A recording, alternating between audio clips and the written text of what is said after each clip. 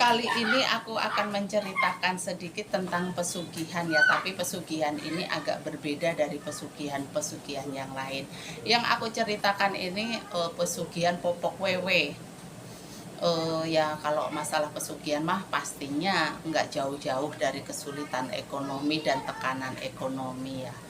Waktu itu di suatu sore hari menjelang maghrib gitu ya, Sulastri masih saja melamun memikirkan bagaimana untuk esok hari gitu ya, anak-anaknya mau makan apa, biaya sekolah dari mana gitu ya. Di tengah lamunannya itu tiba-tiba dia mendengar suara rintihan seorang perempuan yang menahan sakit sepertinya. Maka Sulastri pun berkeliling mencari-cari asal suara rintihan itu ya, di mana gitu. Tiba-tiba tak jauh dari rumahnya, rumahnya kan di pinggir kali gitu ya. Waktu itu perasaan di pinggir kali itu ada sebuah pohon bendo kalau orang Jawa, tapi kalau di sini mah pohon kolang-kaling ya kayak gitu. Tiba-tiba di sana dilihatnya sebuah rumah yang sangat sederhana dan ada seorang wanita yang sedang hamil besar merintih-rintih kesakitan mau melahirkan gitu. Tapi Sulastri kan juga bingung ya karena dia ngerasa juga bukan seorang bidan, bukan seorang dukun beranak gitu. Terus didekatinya perempuan yang sedang merintih-rintih kesakitan itu seorang diri ya di rumah itu ternyata nggak ada siapa-siapa gitu kan.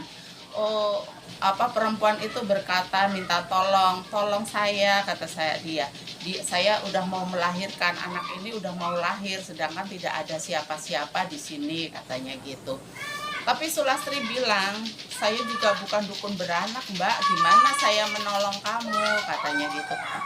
Udah seada-ada dan sebisanya kamu aja, jawab perempuan itu gitu kan. Mau nggak mau kan Sulastri menolong perempuan itu melahirkan dengan gugup, dengan berkeringat dan apalah, bingung gitu intinya mah.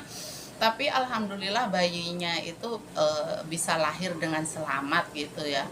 Akhirnya Sulastri mencari peralatan apa adanya yang ada di situ untuk memotong tali pusar, uh, dan membungkus bayi, memandikan bayi dan lain sebagainya. Intinya selesailah sudah gitu waktu itu Sulastri menolong perempuan itu melahirkan gitu.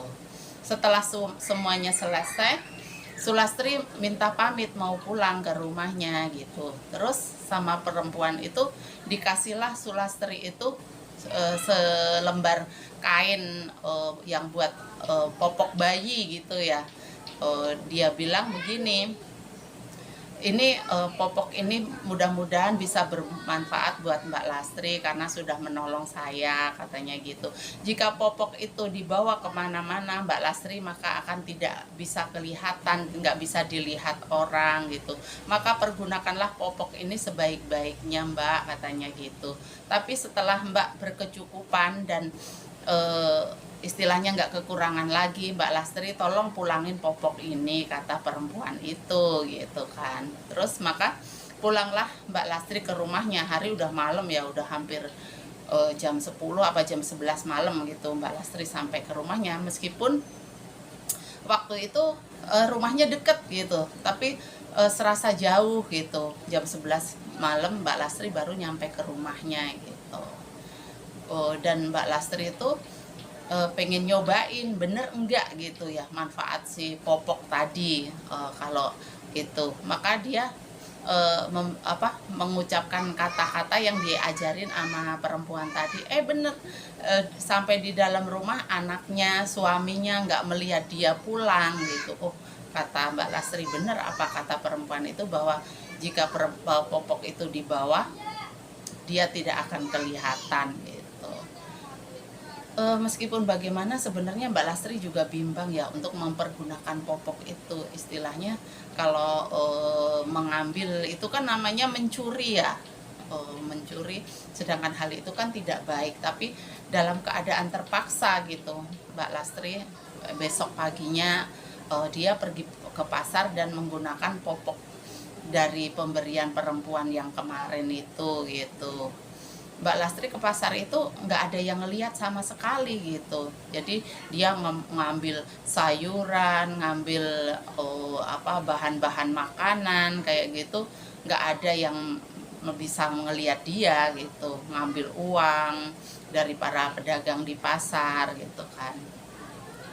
Udah berbulan-bulan dan bertahun-tahun lamanya ya Mbak Lastri pun kehidupannya mulai membaik ya, meskipun dari hasil mencuri gitu ya, karena memakai popok wewe tadi.